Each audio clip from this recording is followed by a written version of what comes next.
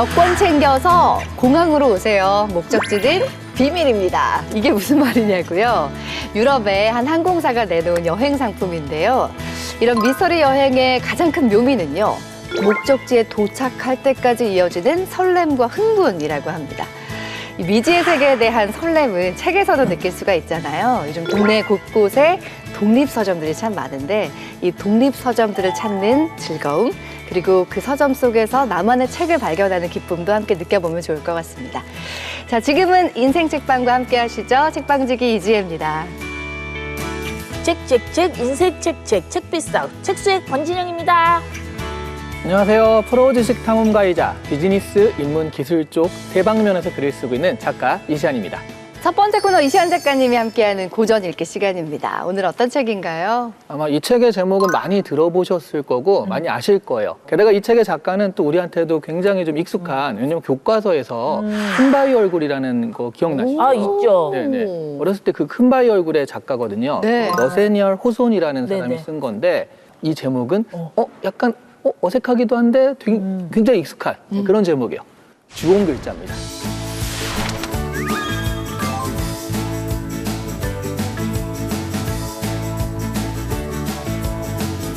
근데 이게 영화로도 나왔었거든요. 주인공, 여주인공 데미 무어가 나왔던 그 영화로 살짝 기억을 하고 있습니다. 아니, 원래 저는 주홍 글씨로 알고 있거든요. 저도요. 이게 다른 작품인가요? 맞아요. 그래서 그런 건데 네. 이게 원제가 스칼렛 레터입니다. 그러니까 주홍 글자를 몸에 이렇게 옷에 새기는 거거든요. 글씨라는 건 이렇게 손으로 쓰는 거잖아요. 네. 실제로 스칼렛 레터의 레터는 글자인 거예요. 사실은 그 예전에 번역이 잘못된 거고 주홍 글자가 맞는 거죠. 그러니까 그동안 뭐 주홍 글씨인지 주홍 글자인지 좀 헷갈리신 분들이 있다면 오늘 확실하게 좀 알고 네. 가시면 좋을 것 같습니다.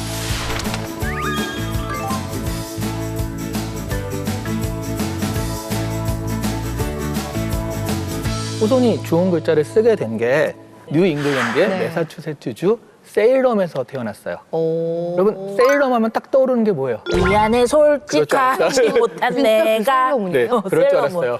세일러가 아니라 세일럼입니다. 아, 세일럼.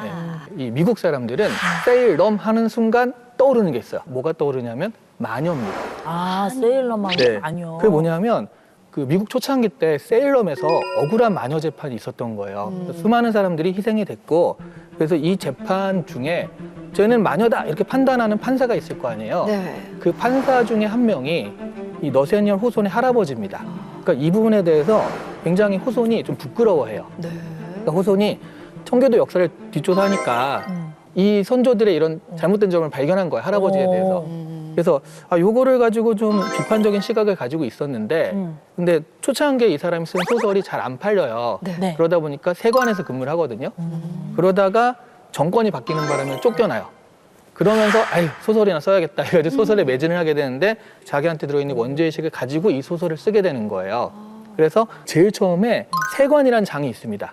그러니까 내가 세관에서 근무하다가 무슨 그 책을 찾았는데 어떤 천조각을 찾았다. 네네네. 그 천조각에 대한 이야기를 내가 들려주마 이런 식으로 그 얘기를 하거든요. 근데 초창기 번역에 이게 빠져가지고 요즘 번역에서 이제 세관장에 들어가 있습니다. 그 왜 공포 영화도 그렇잖아요. 우연히 발견된 영상입니다 하면 왠지 실제 있었던 얘기처럼 더 오싹하고 막 무서워지고 그러는 거 있어요. 맞아요. 근데 소설 속의 제목이기도 한 주홍 글자 A라는 게 사회적인 낙인을 말하는 거잖아요.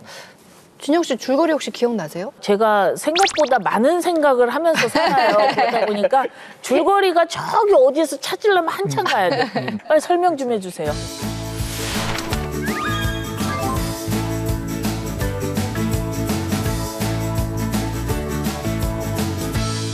첫 장면이 그 주인공 헤스터 프린이 감옥에서 나와서 생후 3개월 된 딸을 안고서 처형대 앞에 서 있는 모습으로 시작이 됩니다. 그 처형을 하려는 건 아니고 감옥에서 나왔으니까 거기서 이제 여러 마을 사람들한테 창피를 주는 거죠. 그러니까 옷에 A라는 글자를 다는 겁니다.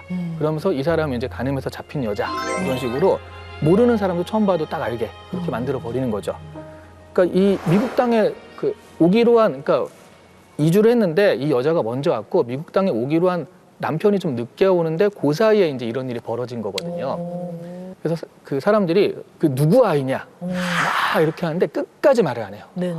이 청교도 사회잖아요. 네. 그 마을에 가장 영적이고 성스러운 목사, 딤스데일이라는 목사가 사실은 이 사람의 아버지예요.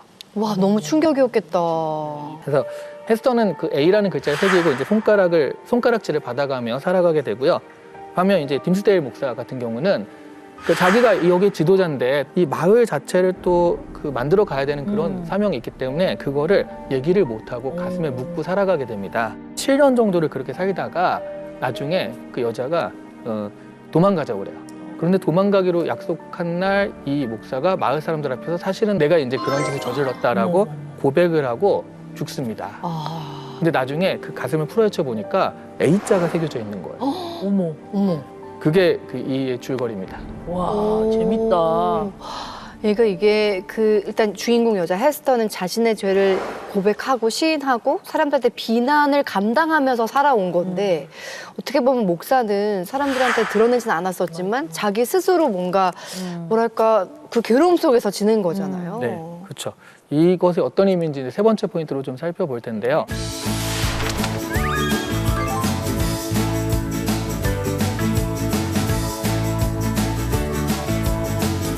죄를 짓고 살아갈 수밖에 없는 게 인간이잖아요. 네. 그러니까 크던 작던 우리는 죄를 짓는데 거기에 대해서 바로 후회하고 그리고 속죄하고 살아간다라고 한다면 그 사람이 더 나은 사람이 될 수 있거든요. 왜냐하면 여기서도 그 헤스터 프린 주인공이 그 A가 써 있잖아요. 네. 근데 이게 A, 어덜터리라는 그 간음이라는 말의 A거든요. 근데 이 여자가 나는 이런 죄를 저질렀으니 라고 하면서 마을 사람들에서 굉장히 봉사를 합니다. 그러니까 나중에 사람들이 A가 다대자능한 그 A분의 A라고 생각하는 사람도 있을 정도예요. 반면에 이 목사는 입으로는 어떤 성스러운 영적인 생활을 떠들면서 사실은 이런 죄를 짓고 또 사람들 앞에 회개하지도 않고 그렇게 숨기고 살아가는 사람과 그리고 나는 이런 잘못을 저질렀다라고 얘기한 다음에 사람들에서 살아가는 사람과 누가 더 공동체를 위해서 더 좋은 사람이냐 이런 질문을 하는 거예요. 네. 그러니까 이게 미국 청교도 사회 그 초기 모습이다라고 이 작가가 생각을 했기 때문에 바로 그걸 비판하는 얘기를 이 주홍 글자라는 작품을 통해서 했던 겁니다. 죄 속에 살 때 그걸 뭔가 드러내는 것도 용기라는 생각이 들더라고요. 이 목사처럼 자신이 맞는 감옥 속에서 죄는 들키지 않았지만 괴로움 속에 사는 것보다는 이런 죄에 맞서서 그걸 감내할 수 있는 용기가 필요하지 않나 하는 생각이 듭니다. 오늘의 주인공이 그런 삶을 살아낸 사람이라는 생각도 드네요. 자, 오늘 고전 읽기를 통해서도 인생의 한 조각을 배워갑니다. 이 시간에 고전 읽기, 오늘은 주홍 글자 만나봤습니다.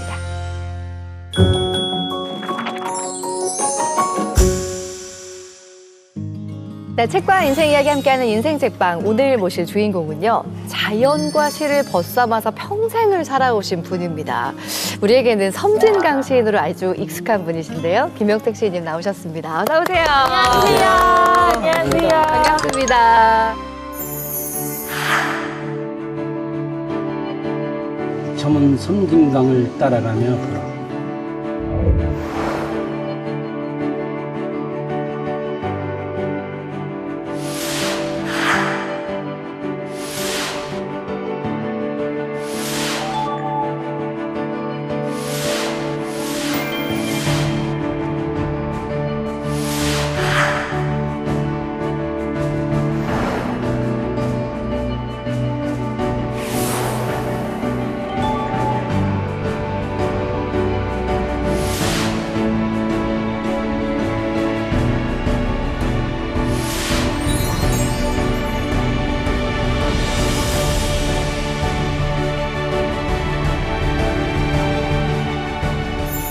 우리 선생님 덕에 유명해진 것 같아요. 전북 임실의 진매 마을. 네. 그죠? 네. 임실하면 옛날에는 치즈였거든요. 맞아요. 요즘은 임실하면 김용택. 아, 그렇지 않습니다. 임시하면 치즈죠. 아니 근데 오늘도 녹화 때문에 일찍부터 서둘러 나오셨겠어요. 네. 제가 본래 아침잠이 없어서 네. 와. 네, 한 4시쯤 이렇게 일어나거든요. 와. 몇 시에 주무세요?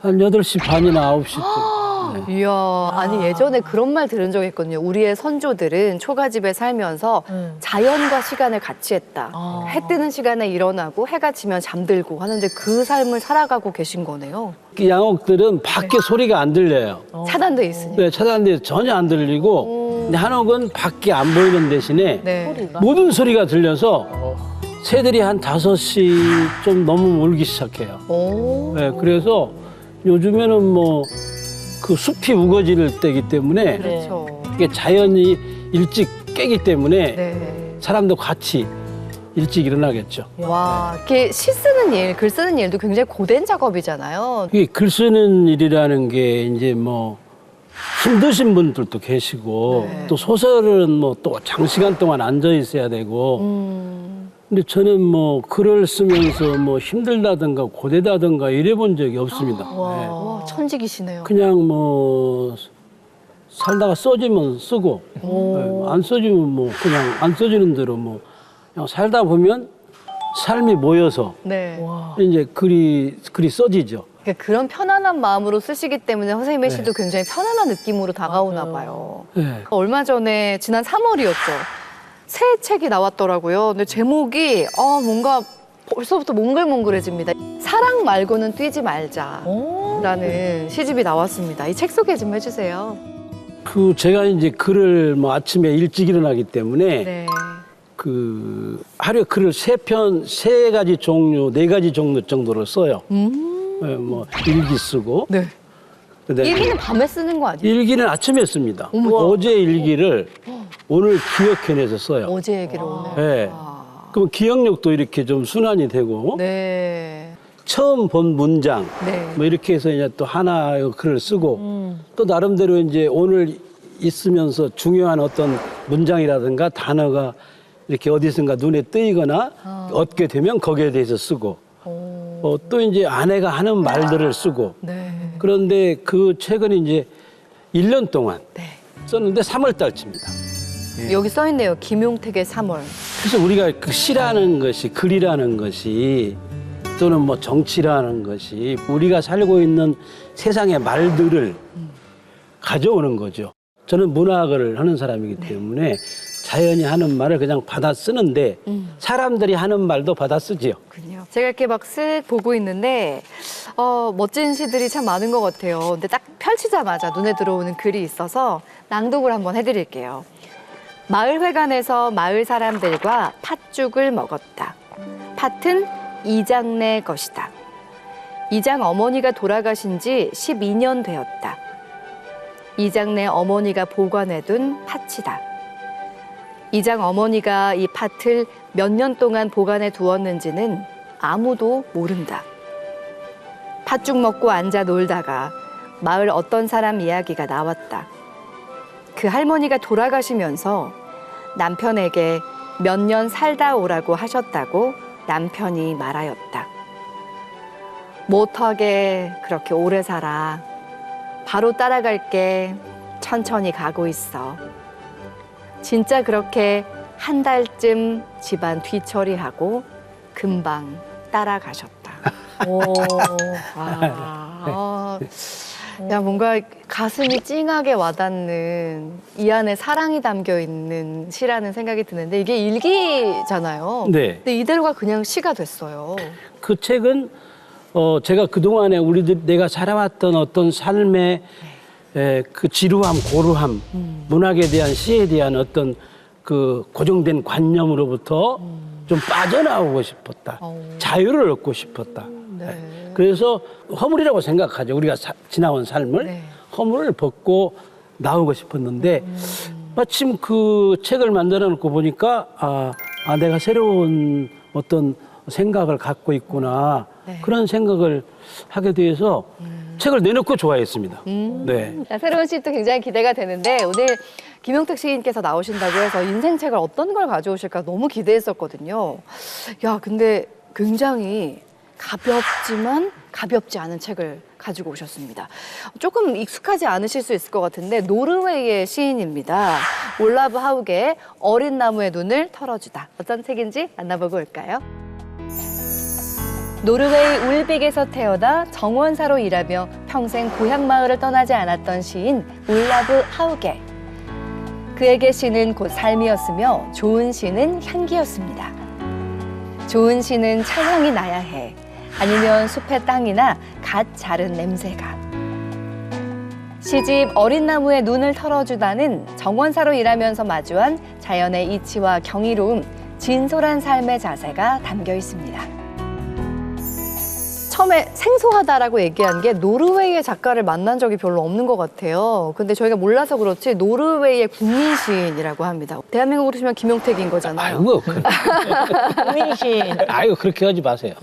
근데 정말 오랜만에 이렇게 시를 차분하게 읽으니까 참 좋다는 느낌 받았거든요. 네, 네. 두 분은 어떻게 읽으셨는지 궁금해요. 저는 기억에 남는 시가 그는 복잡한 사람이었으나 그의 시는 너무 쉬어서 현관 앞에 놓인 남학신처럼 바로 신으면 되었지라는 시인데 그래서 시가 이렇게 또 하나의 편안함을 줄 수 있구나 그런 생각을 오랜만에 하게 됐습니다. 시라는 게 어떤 게 뭔가 이렇게 읽으면 불편한 게 아니고 네네. 정말 신처럼 오. 편안하는 것이다는 야. 그 얘기잖아요. 그러네요. 네. 이 시는 데일리 신이야. 너무 편해서 계속 신을 수 있는. 작가님 그러게요. 어떠셨어요? 저는 제가 외우는 시가 딱 두 개 있거든요. 네. 그 윤동주의 서시는 이제 누구나 다 외우잖아요. 네, 네. 또 하나가 황동규 시인의 즐거운 편지. 네, 좋죠. 내 그대를 사랑함은 항상 그대가 앉은 배경에서 해가 지고 바람이 부는 것처럼 사소한 일일 것이나 언젠가 그대가 한없이 괴로움 속을 헤맬 때 오랫동안 전해오던 그 사소함으로 그대를 불러보리라. 너무 좋은 시예요. 그러니까 네. 사소함이라는 단어가 너무 확 꽂히는 거예요. 우리가 보기엔 사소한 어떤 생활, 일상 이런 것들을 가지고 그걸 시어로 딱 표기를 해내는데 네네. 사소함이 인생이 되고 사람이 되면 이렇게 되는구나라고 제가 느꼈던 그러면서 읽었던 그 이 책이었어요. 우리는 사소함을 잃어버리고자 하는 것 같아요. 맞아요. 네. 작고 사소하고 별 볼 일 없는 것들 같아도 사실은 그게 우리들의 삶을 결정하는 거잖아요. 네. 올라프 하우게 시는 얼마 안 됐어요, 아는 지가. 네. 굉장히 좋아하는 그런 시입니다. 자, 그러면 지금부터는 키워드를 통해서 하나하나 살펴보도록 하겠습니다. 자, 첫 번째 키워드는 바로 사소함이 주는 큰 울림입니다. 방금도 말씀해 주신 단어 사소함인데요. 시집에 나온 시들 대부분이 일상의 언어를 굉장히 간결하게 담았다는 느낌이 있더라고요. 이게 어떤 뭐 어마어마한 사건이라든가 또는 뭐 어떤 역사적인 일이라든가 또는 어떤 뭐 인류 우리들이 살아오면서 일어났던 어떤 꼭 주시해야 될 일이 아니고 그냥 우리들이 살아가는 일상적인 삶 속에서 일어나는 어떤 구체적인 언어를 이렇게 시로 편안하게 가져왔기 때문에 네. 이게 전혀 이게 뭐 낯설지가 않잖아요. 맞아요. 외국 노르웨이인데도. 맞아요. 네. 근데 이분이 어떤 분인지 읽으면서 점점 더 궁금해지더라고요. 맞아요. 네. 시집의 맨 마지막에 이제 전신상이 이제 사진으로 네. 담겨 있는데 우리 이시안 작가님이 어떤 삶을 사신 분인지 한번 소개 좀 해주세요. 노르웨이의 남서부 올빅이라는 지역에서 태어나셨는데 네. 여기서 평생 이 고향에서 사시다가 생을 마감하셨어요. 근데 이 올빅이라는 곳이 피오르 해안지대 그 되게 아름답잖아요. 네. 그런 곳인데 1000명 정도가 사는 마을이래요. 굉장히 작은 마을이죠. 네. 근데 여기서 어렸을 때 그러니까 8세, 10세, 12세 이렇게 3번 형제들의 죽음을 겪습니다. 그러면서 정신적으로 좀 문제가 와서 정신질환을 겪게 되고 그래서 정신병원에 입원도 해요. 네. 그 정신병원에서 또 그 시간이 있으니까 책을 그렇게 또 많이 봤대요. 그 이분이 약간 천재적인 게 독학으로 영어, 프랑스어, 독일어를 익혀가지고 와. 시를 번역하기도 하셨습니다. 오. 근데 사실 이분의 직업은 정원사예요.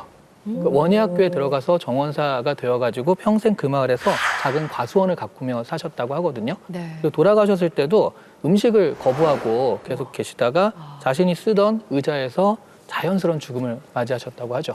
근데 저는 이 사진의 표정이 너무 인상 깊었어요. 정말 이 시처럼 표정에 꾸밈이 없어요. 그냥 있는 있는 그대로. 모습 네. 그대로를 찍었다는 느낌이었고 이 시인의 모습과 함께 이 맨 마지막 장에 이 시인에 대한 글이 나오거든요. 이 시인에 대해서 쓴 글인데 제가 한번 읽어볼게요. 그는 옛날 방식으로 죽었다. 어떤 병증도 없었다. 단지 열흘 동안 먹지 않았다. 슬픔과 감사로 가득했던 장례식은 어린 하우게가 세례받은 계곡 아래 성당에 서 있었다. 말이 끄는 수레가 그의 몸을 싣고 산으로 올라갔다. 작은 망아지가 어미말과 관을 따라 내내 행복하게 뛰어갔다. 네. 세상에서 가장 아름다운 장례식의 모습인 네. 것 같아요. 저는 그 마지막에 네. 그 망아지가 행복하게 뛰어가는 그 모습이 너무 그림처럼 그려져서 맞아요. 나무 죽음도 무섭지만 내 죽음을 생각할 때는 좀 두렵고 그런데 네. 아우의 시인이 돌아가셨을 때 그 장례식 장면을 생각하면 좀 편안한 죽음도 좀 편안한 것 같아서 네. 굉장히 위로를 받습니다. 이렇게 멋진 시인이 쓴 시가 그래서 전 더 매력적으로 다가왔는데 우리 김용택 시인께서 네. 좋아하는 시, 소개해주고 싶은 시 한 편 직접 낭독해 주시면 어떨까요? 제가 이 하욱의 시를 여행을 갈 때 이분 저 시집을 꼭 가지고 와요. 그래서 이렇게 누워 있을 때, 뭐 잠이 안 올 때 꼭 저분의 그 책을 시집을 읽어요. 그럼 너무 편안해진 거죠. 사소함을 가져왔지만 네. 사실은 자세히 읽어보면 굉장히 철학적이기도 하고 인생을 잘 이렇게 마무리하고 다루어주는 그런 시들이잖아요. 네. 이 시집은 표지도 또 네. 굉장히 멋들어져요. 신기하고요. 네. 저도 책을 낼 때 이렇게 내고 싶어서 흉내를 내봤는데 진짜 사소한데 멋지네요. 네, 이게 제가 우리 집 그 제 소재에 이렇게 늘 이렇게 세워놓고 있습니다. 와. 제가 좋아하는 시는 진리를 가져오지 마세요. 네. 진리를 가져오지 마세요. 태양이 아니라 물을 원해요. 천국이 아니라 빛을 원해요. 이슬처럼 작은 것을 가져오세요.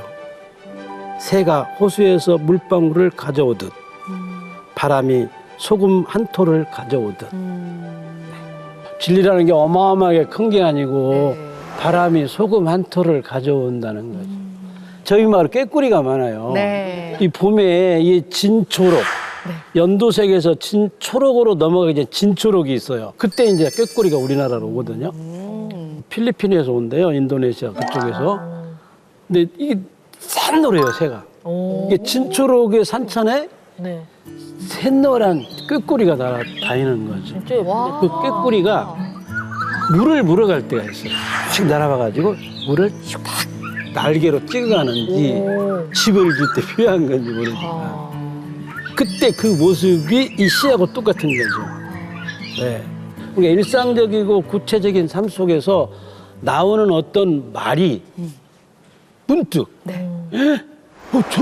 저 말 나도 하지만 저 말이 어느 상황에서 문득 나올 때 그게 진리인 거죠, 사실은. 네. 네, 눈에 뜨이는 거죠. 네. 그게 이제 우리들의 삶을 사실은 정화시켜주고 이렇게 아름답게 가꾸어주고 사람들의 표정을 받게 해주고 네. 아름다운 말이 나오게 하고 하는 게 시라는 생각을 하죠. 네. 네. 선생님 시 중에 제가 어느 날이라는 시 좋아하거든요. 그러니까 뭔가 이 사소함 속에서 찾는 소중함을 담고 있는 시인 것 같아서 저희에게 그 직접 낭송하는 시를 듣는 행복을 주세요. 알겠습니다. 제가 어느 날이라는 시를 어느 날 썼습니다. 어느 날 나는 어느 날이란 말이 좋다. 어느 날 나는 태어났고 어느 날 당신도 만났으니까. 그리고 오늘 또 어느 날이니까. 나의 시는 어느 날을 이기고 어느 날에 썼다. 뭔가 전율이 이렇게 느껴져요. 아이고 참. 우리들에게 살다 보면 어느 날이라는 게 있잖아요. 네. 네, 어느 날 정말 아름다운 날이 네. 있었을 겁니다. 네. 오늘 저희를 만나러 온 것도 어느 날이 될 수 있겠죠? 예, 그렇죠. 국회를 들어오는 것도 진짜 어느 날 중에 진짜 어느 날이죠. 네. 네. 어떻게 기억될 하루일지 너무 궁금합니다. 그 노래도 있잖아요. 어느 날 그대 내 곁으로 다가와. 그렇죠. 네. 어느 날도 생각이 나네. 그 노래도 시네요. 그러니까요. 어느 날이 정말 좋은 날입니다. 아, 좋습니다. 그 어느 날 인생 책방과 함께하고 계십니다. 자, 두 번째 키워드 볼까요? 자, 두 번째 키워드는 바로 섬진강 시인 정원사 시인입니다. 진짜 그러고 보면 제가 아까 농담처럼 노르웨이 하우게가 있으면은 뭐 대한민국에 김용택이 있지라고 했는데 두 분이 약간 편의 이론처럼 비슷한 면이 굉장히 많으신 것 같아요. 일단은 뭐 평생 고향을 떠나지 않고 자연을 담은 글을 썼다는 것 자체가 굉장히 비슷한 면이고 선생님께도 그렇잖아요. 마을이 서재면서 자연이 하는 말을 내가 받았었다. 이런 표현들도 자연을 얼마나 사랑하시는지가 삶 속에서 드러나는 거니까요. 느끼지 않으셨어요? 나랑 뭔가 비슷한데? 뭐 나라는 다르겠지만 뭐 우리가 공감하는 능력이라는 게 전 인류적이잖아요, 사실은. 네. 근데 이 시집을 이렇게 제가 아침에 일어나서 인터넷 서점을 검색을 해요. 네. 네, 날마다. 네. 그래서 어떤 책이 나와 있는지, 특히 시집은 뭐 새로운 시집 나오면 전부 리뷰를 합니다. 그래서 시가 좋으면 이 시집은 사야 되겠다. 네. 또는 이 책은 사야 되겠다라고 핸드폰으로 사진을 찍어 놓아요. 근데 어느 날 이 책이 이렇게 눈에 띄었던 거죠. 네. 표지도 뭐 멋지고 또 제목도 이렇게 조그마하게 쓰고 제목도 뭐 어린 나무 눈을 털어주다. 너무 멋지잖아요. 이분은 그 노르웨이 시골에 살았고 저도 시골에 저는 뭐 지금 제가 15가구가 살고 있고 23명이 사는 아주 작은 마을이 작은 강마을인데 너무 아름답습니다. 네. 좋은 데 사시네요. 그림이 그려지네요. 산빛과 하늘빛을 닮은 강물이 이렇게 아주 소박하고 서정적이고 감성적인 그런 작은 강물이 이렇게 휘돌아 나가는 그런 곳이죠. 그래서 하우게 시인이 오랫동안 시골에 살면서 네. 자연에 대한 이야기를 굉장히 철학적으로 인생적으로 이렇게 풀어내셨는데 저도 뭐 시골에 그렇게 지금 저 작은 마을 태어나서 그 마을 이야기만 지금까지 시로 쓰고 있죠. 네. 그래서 뭔가 닮은 것 같은 나도 저분처럼 시를 저렇게 써야 되는데 라는 생각을 늘 고민을 하죠. 네. 잘 안 되지만 그래서 이제 노르웨이 가서 그 하우게 시를 제가 한국에서 이렇게 많은 분들이 좋아하고 있다고 그랬더니 그 하우게 재단에서 네. 그 이사장이 오셔가지고 너무 좋아한 적이 있습니다. 그래서 서로 닮았다는 생각은 하죠, 저도. 섬진강 연작시로 저희한테 굉장히 유명하신 거잖아요. 네. 그러니까 섬진강을 지금도 매일매일 보면서 살고 계시죠? 뭐 눈 뜨면 강이 네. 있으니까 작은 마을에서 살고 있기 때문에 굉장히 심심해요. 너무 심심하니까 모든 것들이 자세히 보였던 거죠. 심심하니까. 그래서 지금은 이 사전이나 이렇게 뭐 찾을 수 없는 조그마한 벌레들 사진을 찍고 있습니다. 우와. 추위가 간 지가 얼마 안 됐잖아요. 네. 근데 그렇게 많은 벌레들이 있는 거죠. 그래서 이 조그마한 벌레부터 이렇게 나무에 부는 바람, 몇천 개의 나무가 몇천 개의 이파리를 가지고 있을 텐데 그 이파리에 이렇게 부는 바람 소리 또는 뭐 물에 있는 물결, 비가 내리는 모습, 그림자가 너울리는 거리는 거 하여튼 모든 것들이 다 세세하게 제 눈에 뜨이고 세세하게 제 귀에 들리죠. 아니 근데 사진은 그럼 취미이신 건가 봐요. 그렇죠. 이제 산책을 아침에 일어나서 네. 이렇게 해가 뜰 무렵에 이제 빛이 살아있을 때 그때 이제 걸어다니다 보니까 너무 아름다운 모습들이 있는 거죠. 그런 자연을 보면서 글을 쓰는 것과 네. 사진으로 찍는 거에 차이점이 좀 있나요? 실잠자리가 이렇게 가는 풀잎이 이렇게 휙 휘어졌잖아요. 근데 여기 끝에 이슬들이 달려있는데 어머. 어떻게 여기 어떻게 앉았간디 이슬이 안 떨어진 거죠. 이런 신비함이 어디가 있어. 그러네요. 이건 AI도 절대 해석하지 못하죠. 정막과 고요 그리고 사람을 견디게 하는 뭔가 견디게 하는 그런 아름다움이 그 자연 속에 있는 거죠. 사진을 찍다 보면. 야 그걸 발견하는 그 눈이 있다는 게 너무 신기합니다. 네, 야, 오, 진짜 놀라워요. 네. 야. 야, 섬세함이 정말 그러네요. 다르시네요. 이렇게 자연을 사랑하는 눈으로 바라보시는 분의 시가 참 그래서 아름답구나라는 생각이 드는데 여기 정원사 시인이라는 얘기가 나오잖아요. 이 하우게 시집의 표제작이기도 한데요. 어린 나무에 눈을 털어주다. 이 시 속에 정원사로서의 시인의 모습이 담겨 있거든요. 제가 한번 낭독해 드리겠습니다. 어린 나무에 눈을 털어주다. 눈이 내린다. 내가 할 수 있는 것이 없다. 춤추며 내리는 눈송이에 서투른 창이라도 겨눌 것인가. 아니면 어린 나무를 감싸 안고 내가 눈을 맞을 것인가. 저녁 정원을 막대를 들고 다닌다. 도우려고. 그저 막대로 두드려주거나 가지 끝을 당겨준다. 사과나무가 휘어졌다가 돌아와 설 때는 온몸에 눈을 맞는다. 얼마나 당당한가, 어린 나무들은. 바람 아니면 어디에도 굽힌 적이 없다. 바람과의 어울림도 짜릿한 놀이일 뿐이다. 열매를 맺어본 나무들은 한아름 눈을 안고 있다. 안고 있다는 생각도 없이.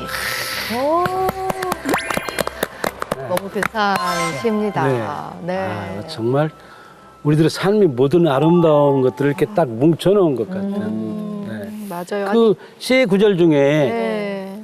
바람에만 허리를 숙인다, 몸을 네. 숙인다는 말이 있잖아요. 네, 맞아요. 그 말은 정말 아름다운, 시가 아니면 표현할 수 없는 그런 말인 거죠. 이렇게 말씀 나누다 보니까 선생님이 걸어오신 길이 조금 더 궁금해지는데 우리 진영 씨가 준비한 순서가 있잖아요. 그러니까요. 우리 섬진강 시인 김용택을 만든 결정적인 사건 베스트 3를 준비했습니다. 네. 네. 자, 짜자잔. 우리 섬진강 시인 김용택을 만든 결정적인 사건 베스트 3. 먼저 3위부터 보도록 하겠습니다. 별걸 다 하네. 또 부끄러우세요? 아이, 참. 사소하게 준비했습니다.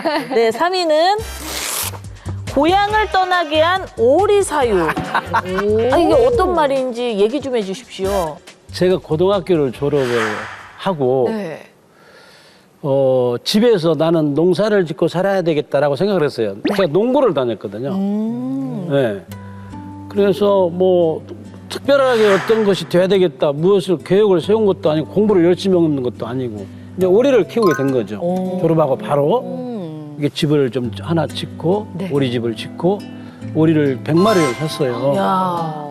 또 이제 강물이 있기 때문에 사료 좀 아침에 먹여서 내보내면 네. 호루라기를 불면서 사료를 줘요. 아, 세상에. 그거 내보내면 네. 해가 넘어갈 때 호루라기를 불면 집으로 다 들어와요. 너무 신기하다. 네, 그렇게 키우는데 너무 잘 커서 네. 200마리를 더 샀어요. 우와. 그래가지고 망한 거지. 어머, 욕심을. 네, 너무 망한 거지. 너무 무리를 한 거죠. 아이고. 그래가지고 네. 어떻게 할 수가 없어서 네. 서울로 도망을 왔어요. 어머니한테 마음대로 파르시라고. 빚만 지고 이렇게 올라왔죠. 그래가지고 서울서 이제 그때 한참 뭐 이제 서울에 뭐 친척들이나 동네 사람들이 많이 사셨으니까 네.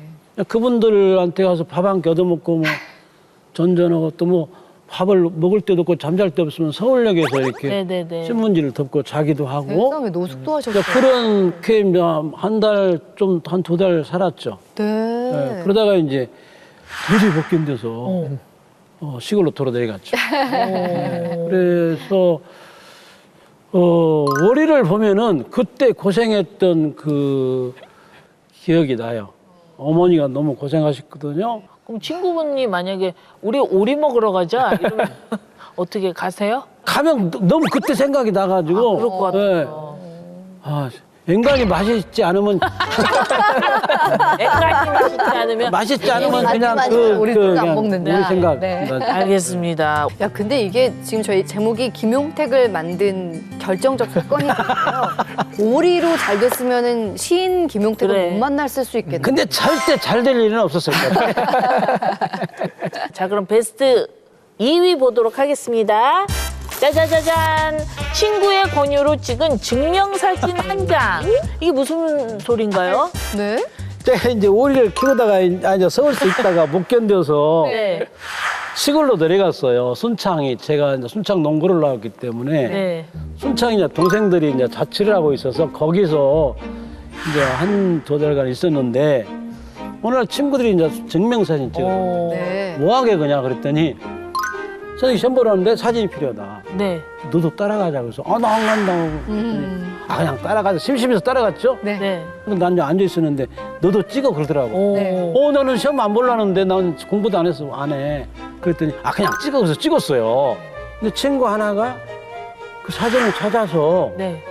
원서를 사가지고 원서를 써서 원서 접수 번호를 갖다 주는 거예요.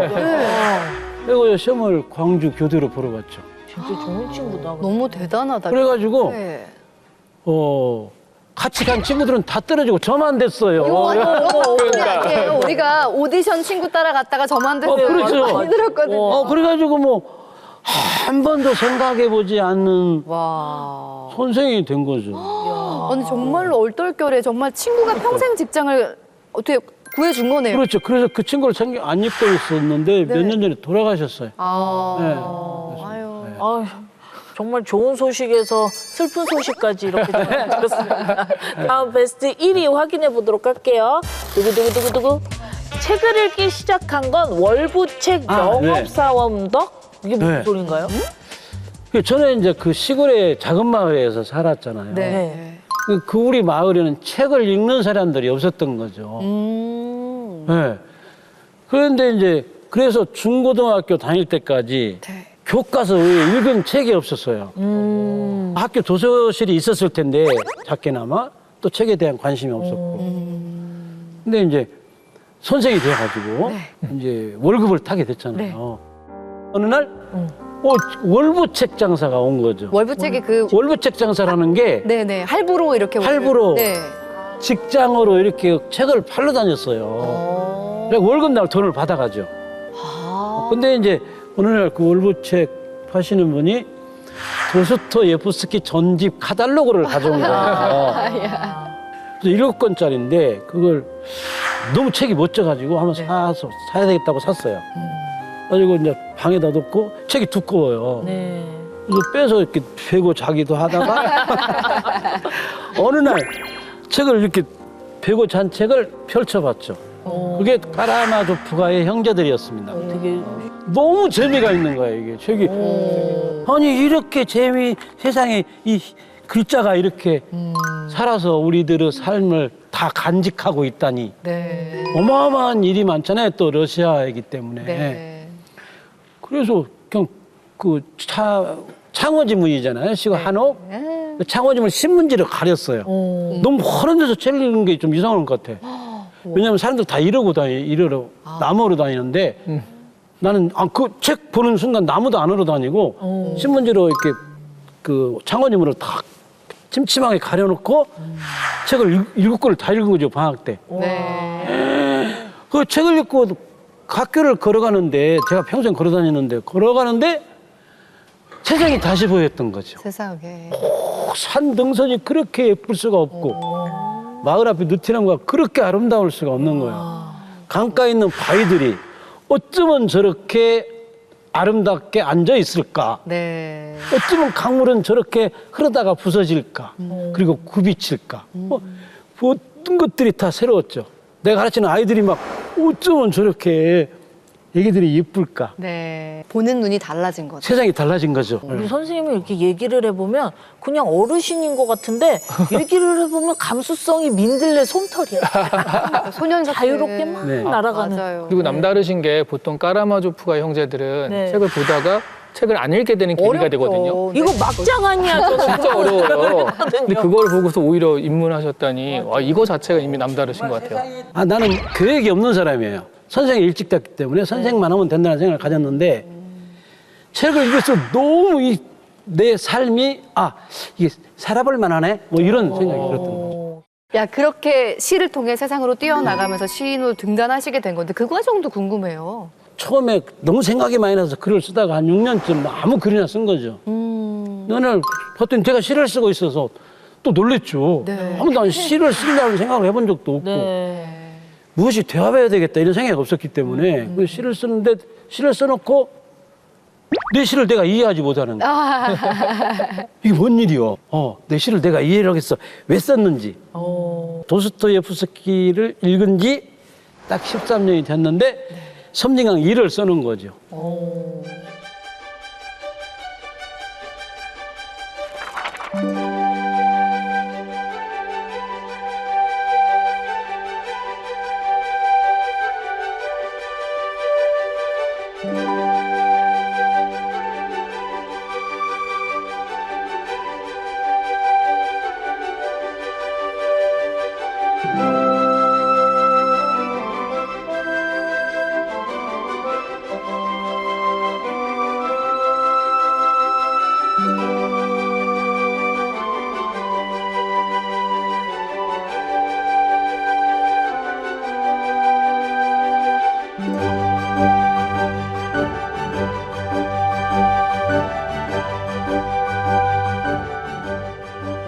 말씀을 들을수록 시간 가는 줄을 모르겠어요. 그러네요. 네, 지금까지 우리 섬진강 시인 김용택을 만든 결정적인 사건 베스트 앞돌이었습니다. 아. 감사합니다. 진짜로 이제 보니까 그게 결정적이네. 아니, 진짜 결정적. 정말 내 인생에 진짜 네. 인생을 결정한 세 가지네. 야, 네, 정말 얘기 들으면서 삶이라는 게 너무 놀랍다는 생각이 들어요. 이 세 가지 사건이 각각 따로 존재하는 게 아니라 연결되고 있잖아요.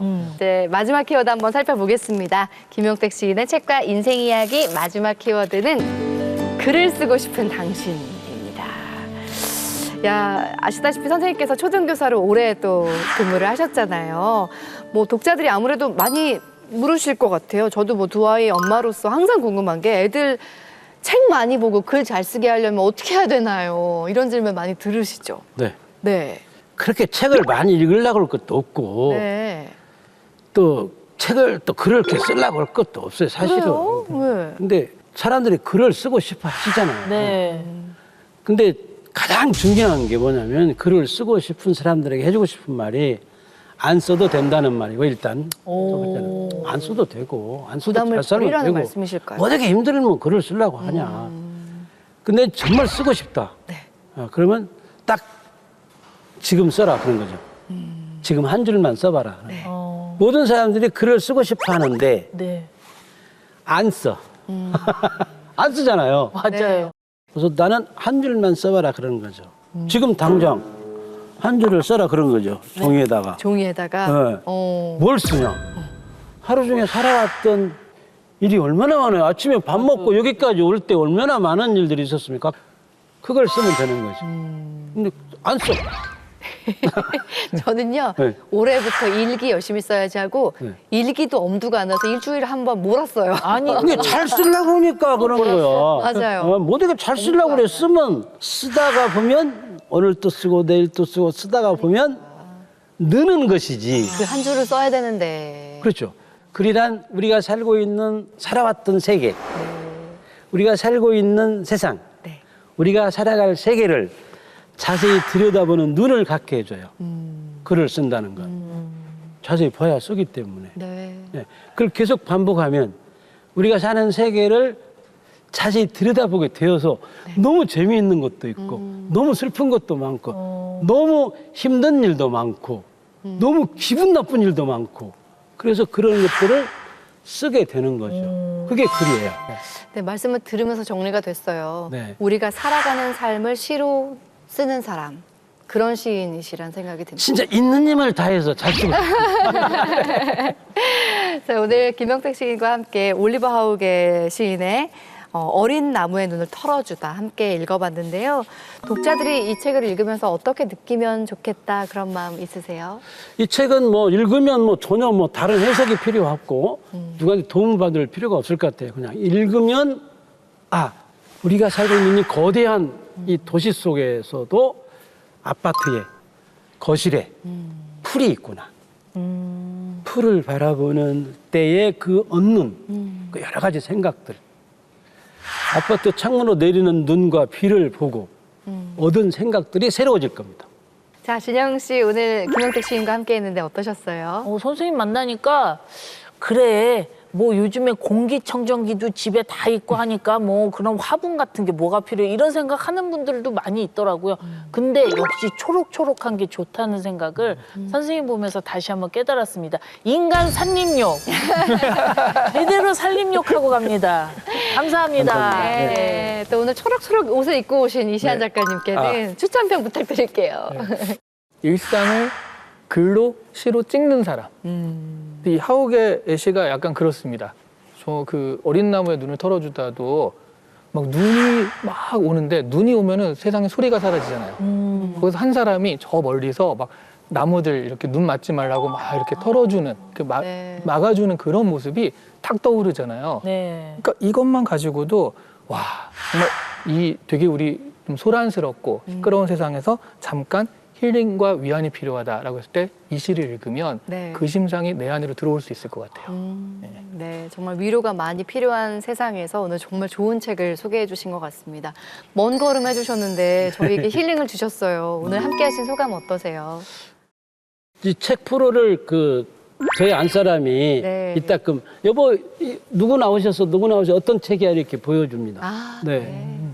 소중하게 보고 있고 중요한 프로라는 생각을 하고 있습니다.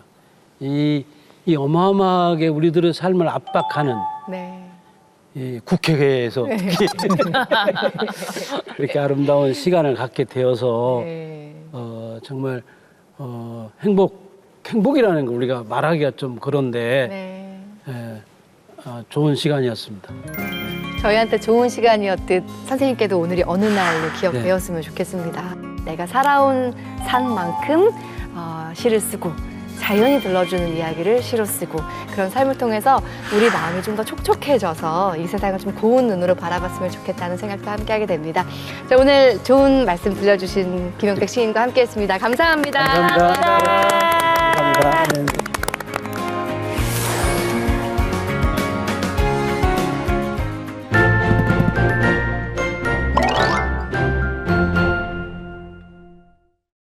물건 하나에 마음을 쏟는 사람을 보면 대체 왜 그렇게까지 좋아할까 궁금한 적 있으신가요?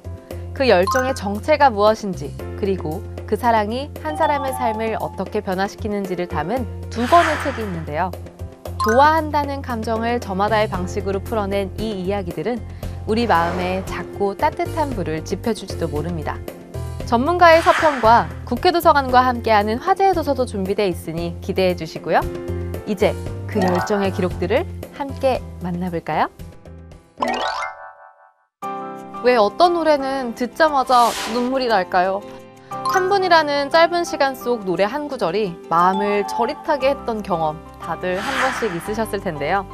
아무튼 인기가요는 그 3분의 세계가 우리 삶에 어떻게 스며들고 또 견디게 하는지를 섬세하게 담아낸 책입니다. 저자는 본인의 어린 시절을 생생하게 들려주는데요. 그리고 20대를 지나 현재까지 K-팝을 사랑한 순간들이 빼곡히 담겨 있습니다. 여자 형제가 많은 집에서 분위기를 띄워보겠다며 박남정의 널 그리며에 맞춰 기억 니은 춤을 춰서 1,000원, 2,000원, 많게는 5,000원까지 용돈을 얻어내기도 했죠. 그리고 또 하나 빼놓을 수 없는 순간이 있습니다. 2016년 그는 오마이걸에 입덕하는데요. 야근 후 텅 빈 경의선 야당역을 거니는 밤, 이어폰 속에서 흘러나오던 클로저는 무거운 퇴근길에 작은 위로가 됐습니다. 이 책을 읽고 나면 문득 우리가 사랑했던 그 모든 3분이 떠오를 겁니다. 첫 테이프를 사던 날, 좋아하는 가수를 보러 가던 길, 방에서 이어폰을 나눠 끼던 단짝 친구의 얼굴까지요. 아무튼 인기가요는 우리 기억 속에 흐르고 있는 그 노래들에 바치는 작고 따뜻한 헌사입니다. 오늘 당신은 어떤 노래를 들으며 하루를 버티고 계신가요? 아마 그 노래도 이 책 속 어딘가에 조용히 흐르고 있을 겁니다. 퇴근 후 마시는 맥주 한 잔, 여러분도 좋아하시죠? 샤워하고 나와서 냉장고에서 바로 꺼내 마시는 아주 차가운 캔맥주, 예쁜 유리컵에 거품이 황금 비율로 찬 맥주. 상상만 해도 즐겁지 않으신가요?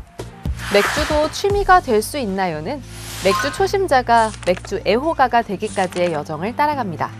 편의점 앞 플라스틱 테이블 위에 캔맥주 4개, 치킨, 그리고 친구 2. 여기에 어울리는 맥주는 뭘까? 밀맥주, 라거, IPA, 혹은 집에서 혼자 먹는 김치볶음밥과 딱 맞는 맥주가 궁금할 수도 있겠죠. 저자는 1000종이 넘는 맥주를 마셔보며 음식 궁합을 테스트했고 그 결과를 맥주 페어링 가이드로 정리해 책 속에 고스란히 담았습니다. 예를 들어 매운 떡볶이에는 호평이 강한 IPA보다는 밀맥주가 좋다고 말하고 치킨에는 라거보단 향이 있는 페일에일을 권하기도 하는데요. 책의 후반부에는 세계의 맥주 도시들을 직접 찾아간 이야기가 담겨 있습니다.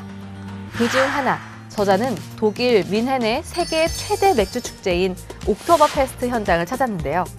전통 복장을 입은 사람들 사이로 흘러나오는 음악, 커다란 잔을 들고 환호하는 군중들, 그 안에서 맥주를 마신다는 행위는 일종의 의식처럼 다가옵니다. 맥주도 취미가 될 수 있나요는 맥주라는 주제를 통해 삶의 여유와 기쁨, 그리고 취향의 의미를 전하고 있습니다.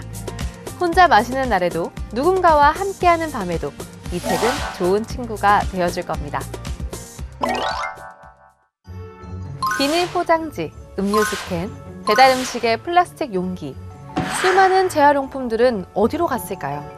분리배출함 속으로 쓰레기차 뒤편, 도시 외곽의 재활용장 너머, 결국은 우리가 일상에서 보지 못하는 어딘가로 보내졌겠죠. 하지만 사라진 줄 알았던 그것들이 이제는 바다 위를 떠돌고 산처럼 쌓이고 다시 우리의 식탁에 오르기 시작했습니다. 쓰레기의 세계사는 인류가 만들어낸 쓰레기의 역사이자 이제는 해결하지 않으면 안 되는 쓰레기 문제를 가장 깊이 있게 다룬 책입니다. 도시라는 공간이 형성되는 곳마다 쓰레기는 문명의 그림자처럼 따라다녔는데요. 노르웨이 해안가에서 발굴된 석기시대 쓰레기장은 길이 300m, 높이 8층 건물에 달하는 규모였고 고대 로마는 도시의 쓰레기를 강으로 보냈다고 합니다.